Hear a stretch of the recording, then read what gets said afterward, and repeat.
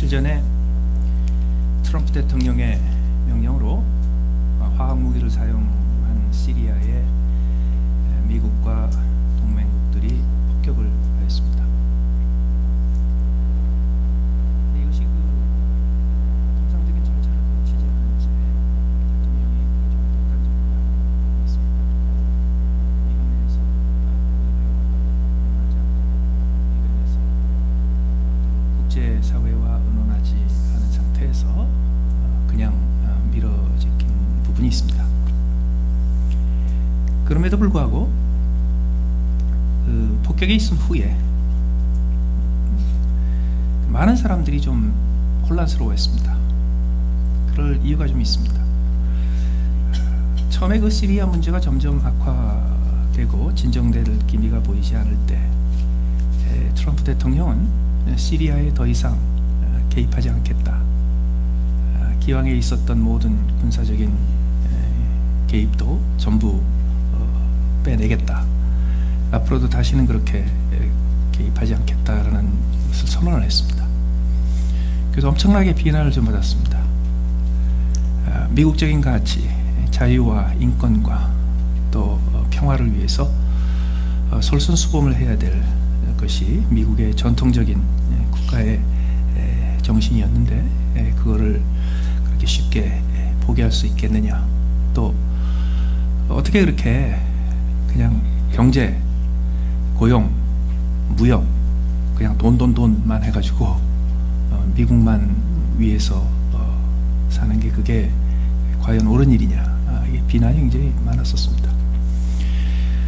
그런 비난을 받았던 트럼프 대통령이 그 오바마 대통령도 선뜻하지 못했던 그 과감한 그 폭격의 징벌을 가한 후에 도대체 어떤 트럼프 대통령이 진짜냐, 이게 좀 헷갈리기 시작한 겁니다. 왜냐하면 오바마 대통령 때는 시리아 문제가 악화되면서 그 시리아의 사태에 책임 있는 수많은 그 당사자들한테 계속해서 경고를 하고 또 목소리를 높이고 그러면서도 사실 구체적인 군사 행동을 하지는 않았었습니다. 그 내부자들의 얘기에 의하면 미국이 그 군사적인 행동을 취하는 데 있어서 굉장히 좀 두려워했고 주저했던 배경이 있어서 그렇게 안 했다고 그래요. 그렇기 때문에 그런 것에 대해서 전혀 어떤 그 의도를 가지지 않고 또 이 가치관을 공유하지 않았던 대통령이 느닷없이 또 행동으로 딱 옮긴 걸 보고 본인한테 정치적인 위기가 닥치니까 뭐 관심을 딴 데로 돌리는 거 아니냐. 아직도 시끄럽습니다. 오늘도 시끄럽습니다. 이런 과정을 통해서 우리가 한 가지 좀 찾아봐야 될 게 있습니다. 무엇이 선하고 무엇이 악한가에 대한 판단입니다. 어떤 사람이 선한 사람이고 어떤 사람이 악한 사람이냐라는 우리의 판단입니다. 살짝 표현을 바꾸자면 무엇이 옳은 일이고 무엇이 옳지 않은 일이냐, 무엇이 불의고 무엇이 정의냐, 어떤 사람이 정의로운 사람이냐, 어떤 사람이 불의한 사람이냐, 여기에 대한 우리의 접근과 판단 기준을 좀 혼란스럽게 다시 검토를 좀 해봐야 합니다.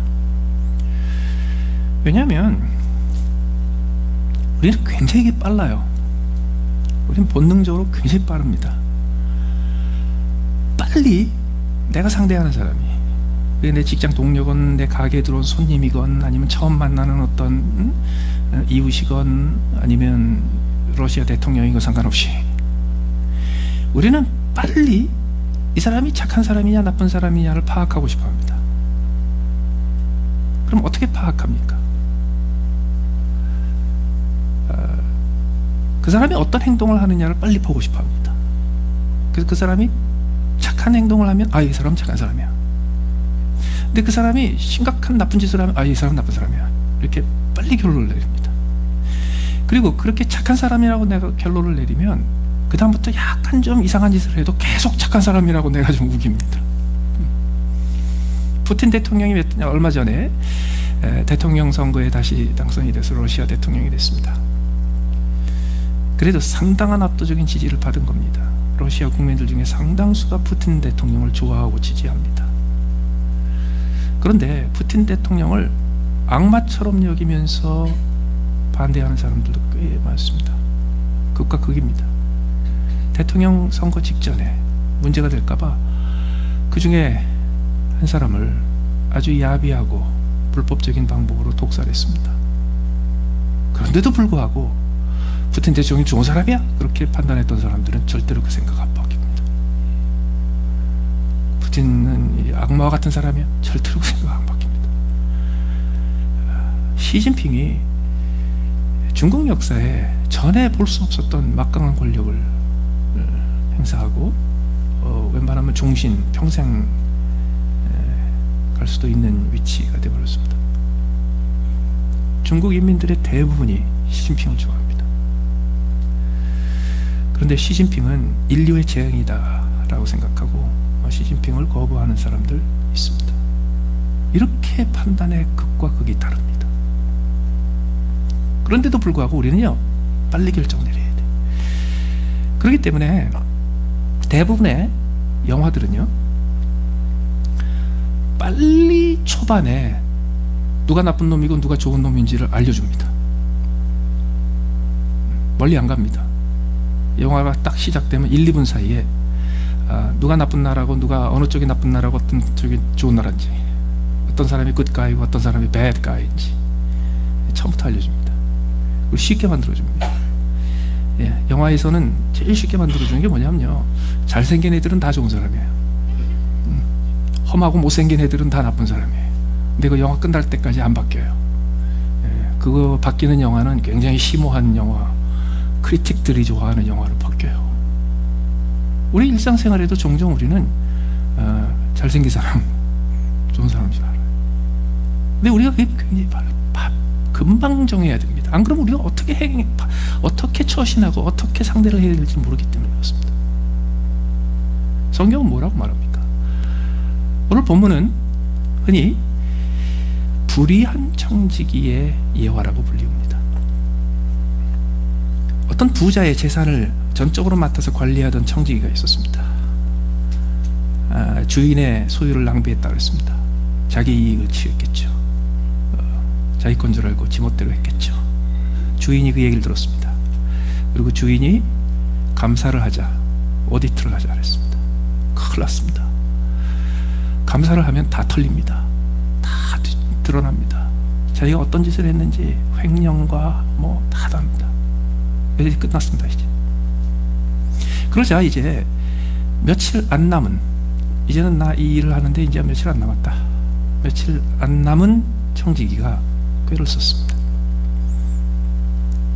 그리고 주인에게 빚진 사람들을 일일이 불렀습니다. 그래서 한 사람 한 사람한테 너 얼마나 빚졌느냐, 저 기름 100마를 빚졌습니다. 너 여기에 노트, 차용증서, 빚진 문서에다가 고쳐라. 100마리 아니라 50마를. 두 번째는요, 밀 100석을 빚졌습니다. 주인한테 갚을 것이 있습니다. 그러니까 내 증서를 가지고 80이나 쓰라. 한 사람은 또 50% 감면해 주는데 한 사람은 20%만 감면해 줘요. 지멋대로 해요. 정신이 없겠죠. 지금 며칠 있으면 이제 완전 집 사가지고 나앉게 생겼는데. 근데 그때 생각이 있었어요. 내가 이제 며칠이면 완전히 내가 이제 쫓겨날 텐데, 그럼 내가 이게 먹고 살 길이 없다. 내가 어디 가서 망도동을 할 수도 없고 이 나이에. 차라리 내가 주인한테 빚진 사람들한테 선심을 쓰면, 그럼 나중에 내가 밖에 쫓겨났을 때 이 사람들이 나를 좀 돌봐주지 않겠느냐, 은혜를 받았으면 은혜를 갚지 않겠느냐, 그 생각을 한 거예요. 주인이 와서 살펴보니까 이러고 있는 거예요. 그때 주인이 더 화를 난 게 아니에요. 주인이 이 청지기를 칭찬을 합니다. 칭찬을 해요.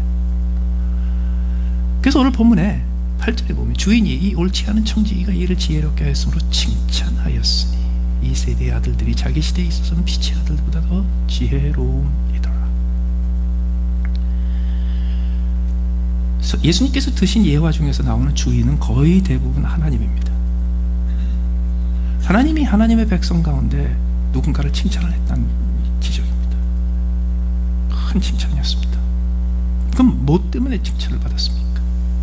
뭐를 잘해서 칭찬을 받았습니까? 8절에 보면 이 주인이 이 옳지 않은 청지기, 요 전 번역에 보면 불의한 청지기를 칭찬했다 그래요. 그 행동을 통해서 불의한 청지기가 정의로운 청지기가 된 것 아니에요. 옳지 않은 청지기가 옳은 청지기가 된 거 아니에요. 개관천선한 거 아니에요. 그런데도 주인이 칭찬을 했어요. 이 본문은 그래서 성경 본문에서, 신약 성경에서 손꼽히는 난해한 본문 중에 하나입니다. 도대체 뭘 보고 칭찬을 했냐 이거예요.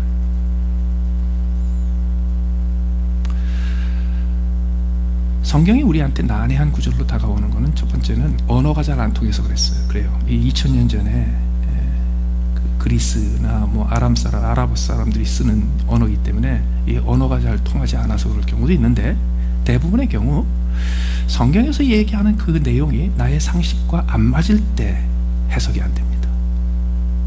그래서 이걸 해석하기 위해서 지난 2000년 동안 수많은 꾀를 썼습니다. 수도 없이 많습니다. 근데 그렇게 골치 아프게 할 거 하나도 없습니다. 예수님께서 이 말씀하신 거는요, 학자들 앞에서 학술회의에서 발표한 게 아니고 하루 종일 나가서 일하다가 이제 집에 들어와가지고서 물 한 잔 마시면서 쉬고 있는 그런 피곤한 평상시에 일반인들 앞에서 얘기하신 내용이에요. 그래서 그냥 글자 그대로 받는 게 제일 좋습니다. 그럼 뭘 받아야 됩니까? 이거예요. 불의한 청지기가 칭찬을 받았다는 거예요. 그게 무슨 뜻이냐고요? 여러분 기억하십시오.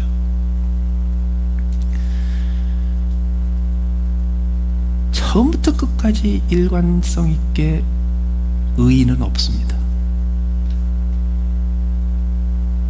일관성 있게 항상 불의한 사람도 없습니다. 일관성 있게 선한 사람도 없습니다. 일관성 있게 악한 사람도 없습니다. 더 나아가서 본질적으로 악한 일도 없습니다. 본질적으로 선한 일도 없습니다. 본질적으로 정의로운 일도 없고 본질적으로 항상 불의한 일도 없습니다. 이게 왜 중요합니까? 그게 우리에게 중요한 이유가 하나 있어요. 판단하지 말라는 거예요. 저지하지 말라는 거예요.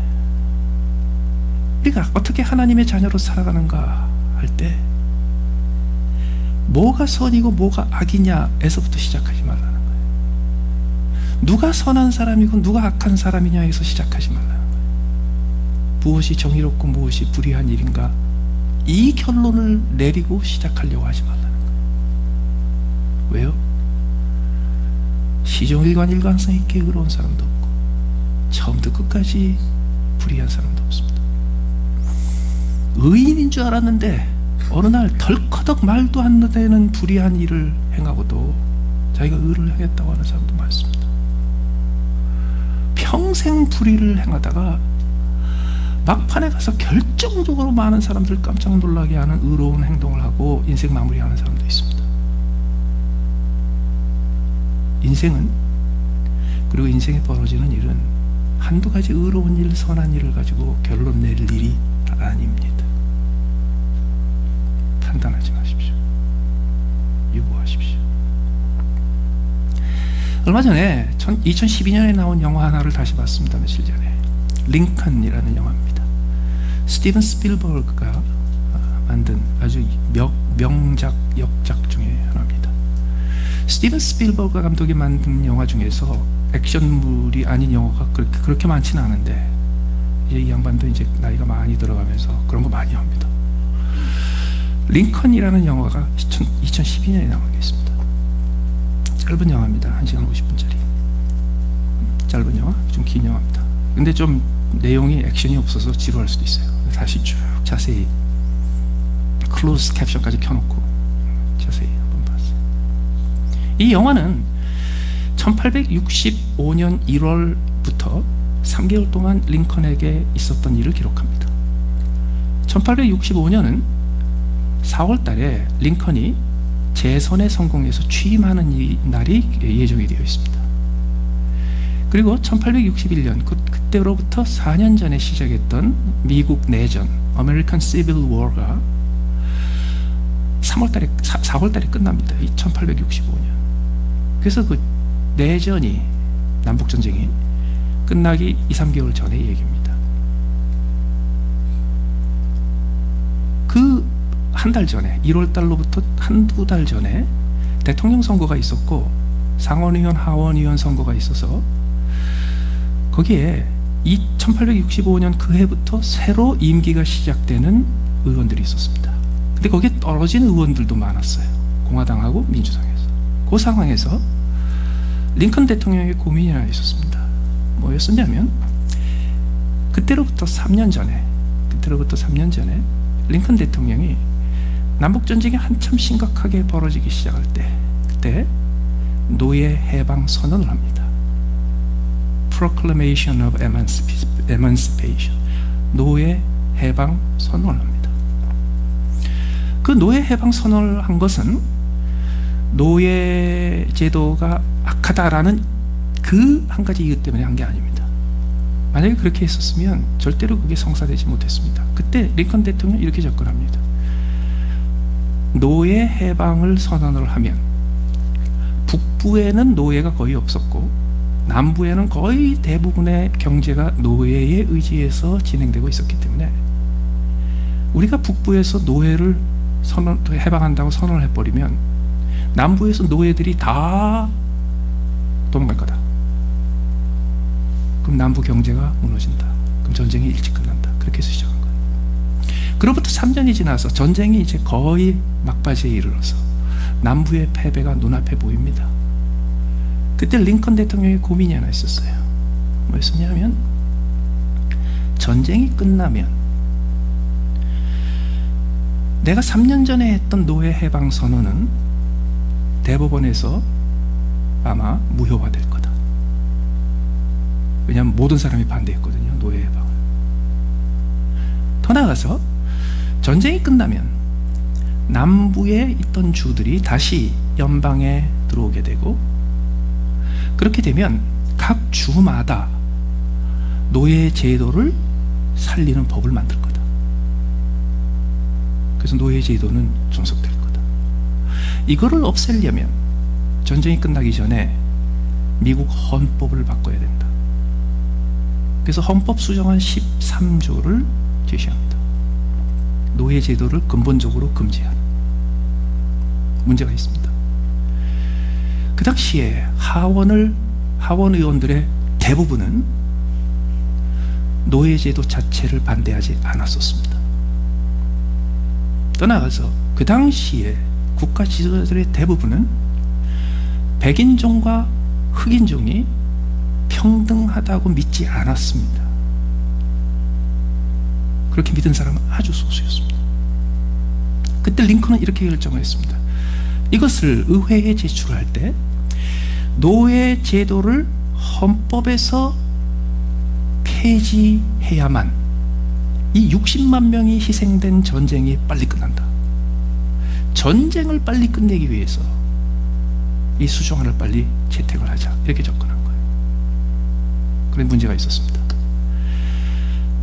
20표가 모자라요, 헌법을 수정하는데. 그때부터 링컨 대통령은 국무장관을 시켜서, 그리고 거의 하여튼 뭐 양아치 수준의 이 술수꾼들을 동원을 해서 노예 제도 폐지에 반대하고 있는 공화당, 민주당 의원들을 회유합니다. 어떻게 하느냐? 협박합니다. 자식들을 볼모로 해서 협박합니다. 그리고 지난번 선거에서 떨어져가지고 이제 한 달, 두 달 있으면 임기가 끝날 사람들한테 임기 끝나기 직전에 이거 찬송표 던져주면 당신이 의원 그만두고 나서 장관 차관 시켜주겠다고 꼬십니다. 온갖 블랙메일과 온갖 브라이버리와 온갖 협박을 다 동원해서 사람들을 설득합니다.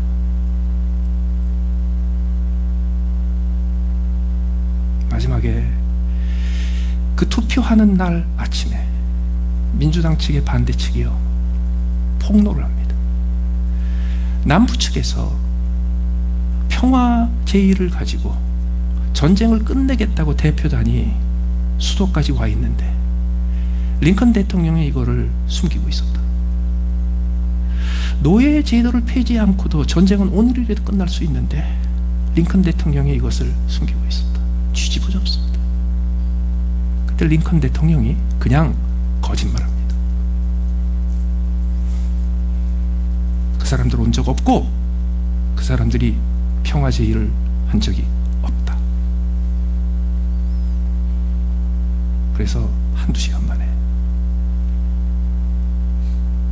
노예 제도를 폐지하는 수정안이 통과됩니다. 미국 역사에서 가장 정의로운 법이 가장 불이한 방법으로 통과가 됩니다. 미국 역사에서 가장 정직한 대통령, 가장 국민들의 사랑을 받았던 어네스트 에이브, 굿 에이브 대통령이 가장 치사하고 가장 더러운 술수로 이 법을 통과시킵니다. 링컨 대통령이 그로부터 한 달 있다가 취임식을 합니다. 취임식을 하고 며칠 만에 암살당합니다. 만약에 링컨 대통령이 암살당하지 않고 제2기를 계속 대통령을 했으면 탄핵됐을 겁니다.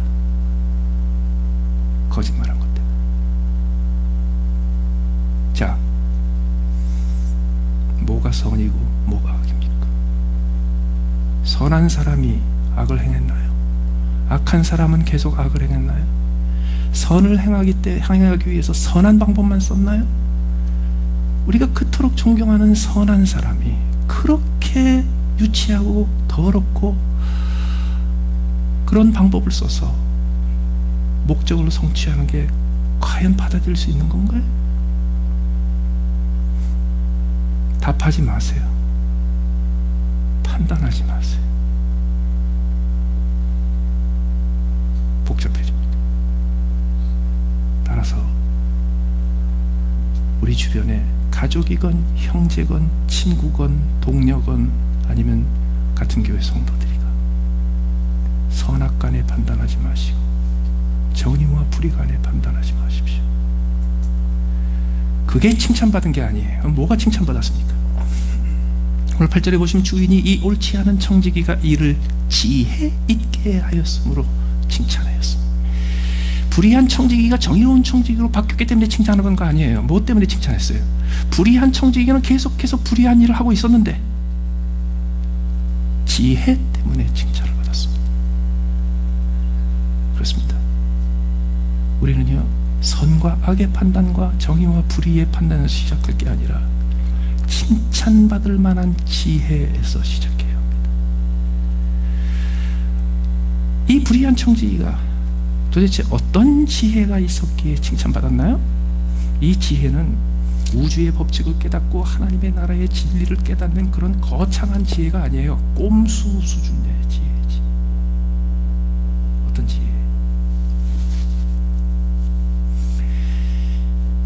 첫째는 내 인생이 내 뜻대로 안 된다. 내 인생은 누군가 타인에게 의존하고 있다는 걸 깨달은 지혜입니다.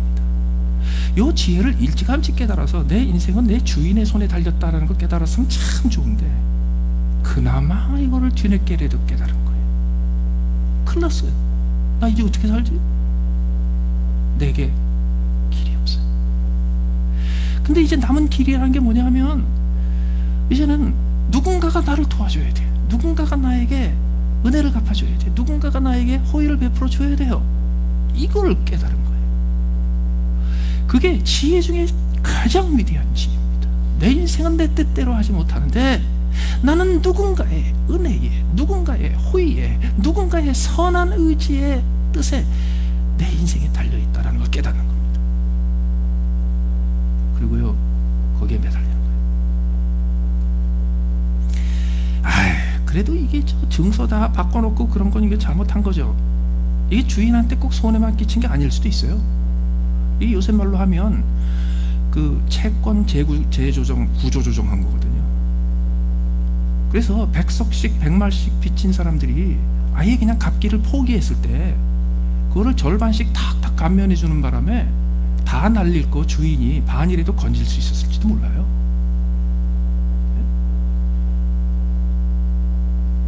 모르는 거예요, 그건. 그러니까 판단할 필요 없어요.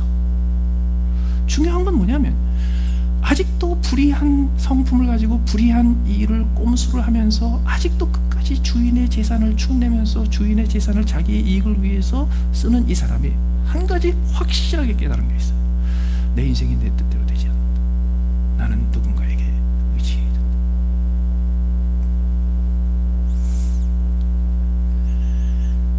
그러면 누구에게 의지하게 됐어요? 이 사람은 주인에게 빚진 사람들한테 의지하려고 마음을 먹은 거죠. 그리고 그들에게 매달렸어요. 어떤 방법으로? 탕감해 주는 것으로 했죠. 그리고 어떤 기대를 했을까요? 어떤 기대를 했을까요? 내가 이렇게 은혜를 베풀었으니까 이들이 나에게 은혜를 갚을 거다는 거는 지혜가 아닙니다. 그들이 나중에 갚았을까요? 여기에 대한 답이 예스와 노로 갈라질 때 이거는 나이에 딱 비례합니다. 인생을 오래 사신 분일수록 인생을 덜 사신 분일수록 그래야지. 왜 그래야지라고 말을 해요? 그게 옳은 일이니까. 그게 선한 일이니까. 그리고 옳은 일과 선한 일은 반드시 이루어야 되니까. 근데 세상이 꼭 그렇지가 않단 말이에요.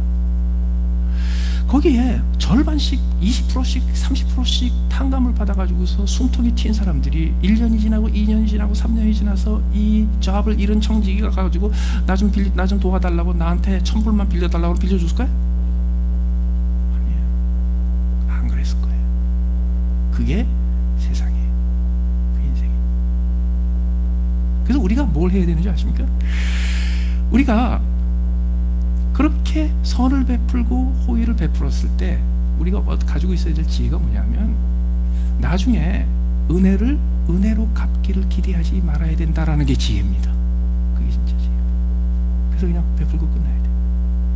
그런데 오늘 본문에서 예수님은 뭐라고 하시냐면 9절에서 내가 너희에게 말하노니 불의의 재물로 친구를 사귀라. 그리하면 그 재물이 없어질 때 그들이 너희를 영주할 처소로 영접하리라. 예수님 뭐라고 그러세요? 그 재물을 가지고 친구를 사귀면 그럼 그들이 나중에 갚을 거다라는 얘기했죠. 그런데 우리의 경험상으로는요 안 갚습니다. 나중에 도와달라고 하면 다 도망가지. 근데 왜 예수님이 이 말씀하십니까? 여기서 한 가지 조심할 거 있어요. 너희를 영주할 처소로 영원한 처소로 영접하리라. 청지기가 빚을 감면해 줬다고 해서 그 사람들이 청지기한테 은혜를 갚을 때 영원한 처소로 인도해 줄 수 있어요? 없어요. 여기서 말하는 이 불의의 재물로 친구를 사귀라 하는 이거는요 예수님을 의미합니다. 아쉬울 때 내 도움을 받고 아쉬울 때 나에게 찾아와서 도움을 청하는 사람들이 나중에 나에게 다 갚을 거다. 막 갚을 수도 있죠. 그런데 기대를 안 하는 게 좋습니다. 그러나 나에게 반드시 갚아주는 분이 계십니다. 누구예요? 하나님. 나에게 반드시 보상하는 분이 계십니다. 주님. 그렇기 때문에 이 지혜를 우리가 얻었을 때 첫 번째로 우리가 붙잡아야 될 건 이겁니다. 맞아. 내 인생은 내 뜻대로 살 수 있는 게 아니야. 내 인생에 닥친 문제는 내 능력만 가지고 해결할 수 있는 게 아니야. 내 인생에 있는 모든 문제는 사실 내가 누군가에게 도움을 의지해야 돼. 그 누군가가 누구예요? 하나님이에요. 그게 구원의 시작이에요. 그게 깨달음의 시작이에요. 그게 하나님의 자녀가 되는 길의 시작이에요. 내 능력으로는 나 스스로를 의롭다 할 수 없고, 내 능력으로는 내 스스로 하나님 나라에 도달할 수 없고, 내 스스로는 하나님의 기준을 만족시킬 수 없는데 하나님이 나를 위해서 이걸 해주신 겁니까? 하나님한테 의지하는 거예요. 그랬을 때 우리의 삶에서 어떤 변화가 생깁니까? 오늘 본문의 마지막 결론이 이겁니다. 집 하인이 두 주를 섬길 수 없나니 혹 이를 미워하고 저를 사랑하거나 혹 이를 중히 여기고 저를 경히 여길 것이라. 너희는 하나님과 재물을 겸하여 섬길 수 없느니라. 누구를 섬기느냐, 이거를 분명히 하는 게 지혜 중에 지혜입니다. 우리가 매일매일 해야 될 것이 이거예요. 나는 누구를 섬기느냐. 하나님 앞에 칭찬받으려면요 여기서부터 시작하면 됩니다. 내가 하는 일이 얼마나 선한 일이냐 악한 일이냐 거기에 빠지면 안 됩니다. 왜? 우리는 그걸 판단할 수 있는 지혜와 능력이 별로 없습니다. 그리고 내가 선하다고 확신하고 했던 일이 끝까지 선한 결과를 낳을지 우리는 보장하지 못합니다. 그러나 그보다 훨씬 더 중요한 게 있습니다. 매일매일 나의 주인은 누구냐 이겁니다. 내가 섬겨야 될 주인은 누구냐 이겁니다. 그러면 그 주인을 어떻게 섬기는가? 오늘 13절에 보시면 하나님과 재물을 겸하여 섬길 수 없느니라고 했죠. 이렇게 두 가지를 대조하는 이유가 있습니다. 하나님과 재물을 겸하여 섬기는. 하나님을 섬기는 방법은요, 오늘 본문에 따르면 아주 간단합니다. 재물을 안 섬기는 게 하나님을 섬기는 겁니다. 재물을 안 섬기는 것이 하나님을 섬기는 겁니다. 그래서 내가 하나님을 주인으로 인정하고 하나님을 내가 섬기기 위해서 내가 어떤 방법을 해야 되고 무엇을 해야 되고 어떤 사명을 내가 수행해야 되나요? 그 굉장히 복잡해요. 그런데 좀 더 쉬운 방법은 뭐냐면, 내가 하나님을 섬기는 방법은 뭔가 조금 더 쉬운 방법이 있어요. 그게 뭐냐면, 내가 돈을 안 섬기면 나는 하나님을 섬긴다 이거예요. 그런데 오늘 본문에서도요, 이 주인이 불의한 청지기의 정의로운 행동을 칭찬한 게 아니죠. 그것처럼 13절에서 성경은 우리에게 하나님과 재물 중에 하나 선택해라 라고 얘기하지 않습니다. 하나님과 재물 중에 누구를 섬길 것이냐를 선택하는 것이. 다시 말해서 하나님을 선택하고 재물을 버려라 라는 말이 아니에요. 하나님과 재물이 있는데 그 중에서 나는 누구를 섬길 것이고 누구를 종으로 삼을 것인가를 선택하라는 거예요. 그렇기 때문에 오늘 본문에서 가르치는 재물과, 그리스도인의 재물과는 이겁니다. 돈 없이 가난하게 그 무소유로 그래도 좋은데요. 그것도 하나님께 좋은 섬김이 되는데 모든 사람이 그렇게 하라는 거 아니에요. 재물이 있어도, 재물이 늘어나도, 재물이 없어도 재물을 섬기지 않으면 된다는 뜻이에요. 재물을 섬긴다는 게 뭡니까? 재물이 나에게 주인 역할을 한다는 거죠. 뒤집어서 얘기하면 재물이 나를 종으로 삼는다는 거죠. 그건 뭐냐면 나는 항상 돈이 시키는 대로 한다는 뜻이죠. 그래서 재물을 섬기지 않는다라는 건 뭐냐면 나는 돈이 시키는 대로 하지 않는다라는 의미가 됩니다. 오히려 하나님을 섬기는 것이 재물에 적용이 되면 이렇게 됩니다. 나는 돈이 시키는 대로 행하지 않습니다. 돈이 내가 시키는 대로 하지. 다시 말해서 나는 돈 때문에 해야 될 일을 안 하고 돈 때문에 하지 말아야 될 일을 하지 않는 그런 사람이 아니라는 거예요. 오히려 나는 돈을 내가 하나님을 섬기는 목적을 위해서 내 뜻대로 자유롭게 쓰는 사람이지. 어떤 분들은요, 돈이 일단 있고 나야지 쓰는 거 아니에요? 그래서 일단은 돈을 쌓아놔야지 되는 거 아닙니까? 심지어는요, 돈이 쌓이는 것도 재물을 주인으로 섬길 때는 안 쌓입니다. 재물을 종으로 다룰 때 쌓이지.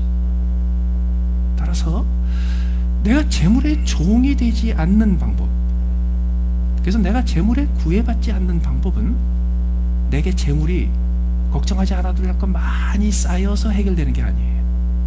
언제 그게 해결되는지 아세요? 물질적으로 가진 것에 만족할 때 돈이 내 종이 됩니다. 아무리 돈이 많아도 만족하지 못하는 사람, 아무리 억만장자라도 돈의 노예입니다. 내 수중에 단 5불밖에 없어도 그 5불 때문에 감사하는 사람, 그 5불 10불 때문에 나는 좋게 라고 하는 사람은요, 돈을 불릴 줄 아는 사람, 절대로 돈의 노예가 되지 않습니다. 더 나아가서 오늘 본문은 9절까지 지혜를 얘기하고 그 다음에 9절에서 친구를 얘기하다가 그 친구를 사귀는 것의 특징을 하나 말합니다. 재물로 친구를 사귀라 하는데 조금 더 자세한 설명으로 뭐가 나오냐면, 그 재물이 없어질 때에 그들이 너희를 영주할 초소로 영접하리라. 뭐가 대조가 됐습니까? 없어지는 재물과 영원한 초소. 내가 하나님을 섬기고 재물을 섬기지 않으며 재물이 나의 종이 되고 재물이 내 종이 돼야지 내가 하나님을 섬길 때 하나님이 하나님이 원하시는 대로 내 종을 부리잖아요.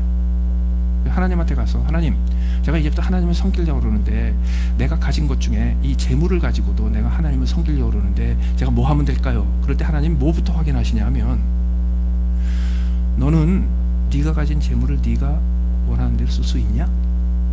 이걸 물어보십니다. 다시 말해서 너에게 있어서 재물이 너의 종이냐? 이거부터 확인하십니다.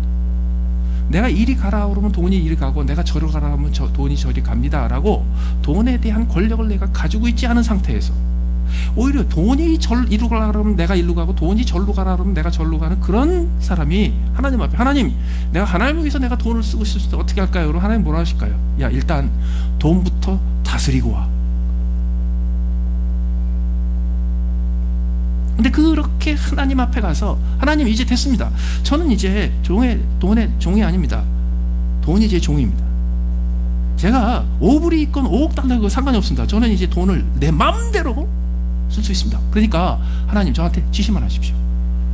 제가 하나님 원하시는 대로 쓰겠습니다. 제가 권한이 있습니다. 그랬을 때 하나님께서 어디에 쓰라고 그러실까요? 그게 8절의 기준이에요. 9절의 기준이에요. 없어지는 것에 쓰지 말고 영원한 것에 쓰라는 거예요. 그렇다면 우리가 이 땅에서 살고 있으면서 우리가 만지는 것, 가지는 것, 소유하는 것, 우리가 경험하는 모든 것 중에서 영원한 게 뭐가 있어요? 없어요. 아무것도 없어요. 우리가 이 세상에서 만지고 소유하고 즐기고 누리고 경험하는 모든 것들 중에서 영원한 건 딱 하나 있습니다. 하늘나라에서 함께 하나님 앞에 서게 될 성도들입니다. 더 나아가서 아직은 하나님의 자녀가 되지 않았는데 앞으로 하나님의 자녀가 될 후보들입니다. 그렇기 때문에 없어질 것을 위해서 없어질 돈을 쓰는 게 아니라 영원한 것을 위해서 없어질 돈을 쓰려면 이 땅에서는요, 써야 될 대상이 하나밖에 없어요. 하나님 나라에 영원한 자녀로 들어갈 사람들을 위해서 쓰는 거예요. 그것밖에 없어요. 그래서 하나님께서 반드시 그렇게 얘기하실 거예요. 그럼 그 다음에는요, 내가 하나님 앞에 이렇게 묻습니다. 하나님, 그거 할게요. 내가 뭘 해야 될지 알겠어요. 내가 돈을 어떻게 써야 되고 내가 하루를 어떻게 살아야 될지 이제 알겠어요. 영원한 것을 위해서 살게요. 그때 하나님께서 한 가지 더 기대하시는 게 있습니다. 그 사는 방식입니다. 무엇을 위해서 사느냐와 함께 어떻게 사느냐가 필요합니다. 어떻게 사느냐가 뭐예요? 10절, 11절, 12절에 나옵니다. 지극히 작은 것에 충성된 자는 큰 것에도 충성되고, 지극히 작은 것에 불의한 자는 큰 것에도 불의하니라. 불의한 재물에 충성하지 않으면 누가 참된 것으로 너에게 맡기겠느냐? 남의 것에 충성하지 아니하면 누가 너희의 것을 너에게 주겠느냐? 충성입니다. 충성은요, 성경에서 굉장히 많은 다양한 의미를 가지고 쓰입니다. 오늘 본문에서 나오는 충성의 두드러진 특징 하나가 있습니다. 그건 뭐하고 관련되어 있냐면요, 작은 것이냐 큰 것이냐, 불의한 것이냐 참된 것이냐, 남의 것이냐 내 것이냐 상관없이 충성하라는 뜻이에요. 그래서 여기서 말하는 이 충성은 변함없는 특성입니다. 왜 변하는 게 자꾸 중요해집니까? 우리는요, 충성할 때 작다고 충성 안 해. 크면 충성하지. 다시 말해서 내 앞에서 무엇이 의로운가, 무엇이 옳은가, 무엇이 선한가, 무엇이 악한가를 판단하고, 선하고 의로운 것은 충성하고 선하고 의롭지 않다고 내가 판단하면 충성 안 하는 자유가 있는 줄 알아, 우리가요. 더 나아가서 내가 보기에 이거 불의한 일이야 그러면 충성하지 않고, 내가 보기에 이거는 의로운 일이야 그러면 충성하고, 우리는 쉽게 그렇게 빠져요. 아니, 기독교의 그리스도인들의 하나님의 자녀에게 요구되는 충성의 덕목은요, 그것은 우리의 성품이지 우리 앞에 의로운 것과 불의한 것에 대한 우리의 반응이 아니에요. 그래서 우리는 무슨 상황이 됐든지 일단 충성해야 돼요. 그런데 목사님, 내가 지금 직장 가가지고 일을 하는데 내가 직장에서 열심히 일을 해가지고서 우리 회사가 돈을 많이 벌게 되면 이게 하나님 나라에 쓰이는 것 같지가 않아요. 저 그러면 어떻게 해요? 내가 이렇게 열심히 일하는 그 결과가 의로운 것 같지가 않아요. 근데 그렇다고 해서 하루에 8시간, 시간당 얼마씩 받으면서요, 직장 가가지고 짬짬이 성경 공부하고 성경 보고 그리고 들어가서 기도하고 그러면 안 돼요. 그 프로드예요. 그래도 충성해야 돼. 그럴 때 야, 얘는 도저히 여기다가 둬선 안 되겠다. 이렇게 충성한 애가 이런 회사에서 이렇게 열심히 해가지고 하나님 나라에 유익이 되지 않는 결과만 남으면은 도저히 안 되겠다. 그러면 주님이 어떻게 하실까요? 옮겨주시겠죠. 그런데 얘는 회사 가서 열심히 일하는데 얘가 회사 가서 회사가 추구하는 목표가 그렇게 꼭 하나님의 뜻에 맞는 게 아닌 거를 깨닫고 회사 가서 그냥 대충대충 일해. 그래서 얘는 회사에 별로 그렇게 크게 컨트리뷰트 할 수 있는 애가 아니야 라고 하나님이 보셨다면 거기 내버려둬도 되죠. 왜? 큰 애가 없잖아요. 다시 말해서 심지어는 그런 문제까지도요, 하나님 앞에 맡기세요. 그리고 하나님 앞에서 내가 해야 될 일은요, 변함없이 지난주에 했던 열심대로 이번 주 열심히 하는 거예요. 처음에 그 직장에 들어갔을 때 했던 열심대로 그대로 하는 거예요. 변함없이 그대로 하는 거예요. 그 오늘 본문에서 말하는 충성. 그렇기 때문에 이제 여러분들한테 한번 물어볼게요. 오늘 여기 왜 오셨어요? 돈이 가라고 해서 오셨어요? 아니죠. 여기 와서 돈 생기는 거 있어요? 보통 돈 안 생기는 데 오죠. 또 여기 오는데 돈이 생겨서 오는 것도 아니지만 여기 오면 그 돈 안 잃어버릴까 봐 오신 분도 없죠. 여기 왜 오셨어요? 왜 오셨냐면 우리가 섬기는 주인 되시는 하나님께서 여기 가는 게 좋다고 보내셔서 오신 거예요. 그렇죠? 그렇다면 내일 직장에 출근해서 똑같이 하시면 돼요. 아침에 출근할 때 가서 내가 이제 월요일 다시 직장에 출근하는데 내가 직장을 왜 가야 되나? 주님이 가라고 해서 가시면 돼요. 그런데요, 내가 직장 나가는 게 주님이 진짜 가라고 그러신 건가? 라고 헷갈리는 분들이 계실 거예요.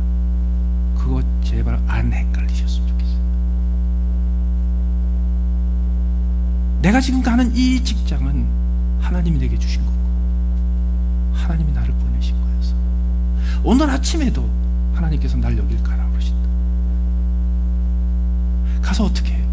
작은 일이건 큰 일이건 내 눈에 불의하게 보이건 의롭게 보이건 상관없이 내 앞에 남의 것이건 내 것이건 내게 유익이 되건 남에게 유익이 되건 상관없이 충성하면 돼요. 왜? 사장님이 그래서가 아니고 나를 거기 가라고 그러시는 주님이 나더러 충성하라고 그러시니까.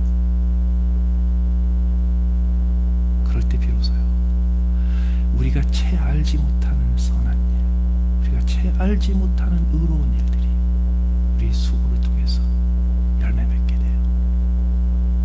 그렇기 때문에 선이냐 악이냐 불이냐 정이냐 고민하지 마세요. 오직 한 가지만 매일 아침 때마다 시마다 확인하세요. 나는 누구를 섬기느냐? 그분은 나에게 무엇을 지시하셨나요? 그분은 나에게 지금 어떻게 일을 하라고 명하시느냐? 그럴 때 비로소 다른 사람들이 볼 때 아니 어떻게 저런 사람이 칭찬을 받아? 라고 난해한 상황 속에서도